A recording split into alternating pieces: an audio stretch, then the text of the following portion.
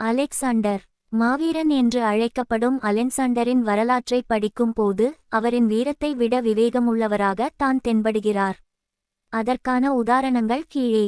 தன் இளம் வயதில் முரட்டு குதிரையான பியூசிபேலஸ் தன்னுடைய சொந்த நிழலை பார்த்து மிரள்வதாக அறிந்து அதை சூரியனுக்கு எதிர் திசையில் நிறுத்து அதன் நிழலை அகட்டி வெற்றி கொள்கிறார்.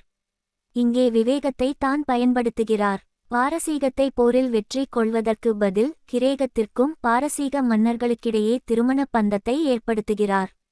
மலைஜாதி பெண்ணான ரக்சேனாவின் நடனத்தில் மயங்கி இரண்டாம் திருமணம் புரிகிறார்.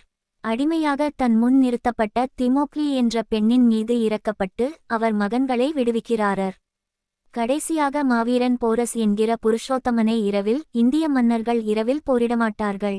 தான் போர் செய்து வெல்கிறார். கிரேக்கர்களும் மசிடோனிய மன்னனும் விருந்துகள், கேளிக்கைகள், களியாட்டங்கள், தத்துவம், கலைகளை நேசிக்கும் மன்னர்களாக தெரிகிறார்கள்.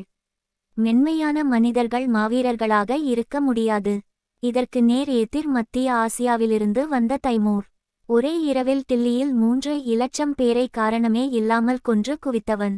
மாவீரன் என்பவன் மிருகமாகத்தான் இருக்க வேண்டும்.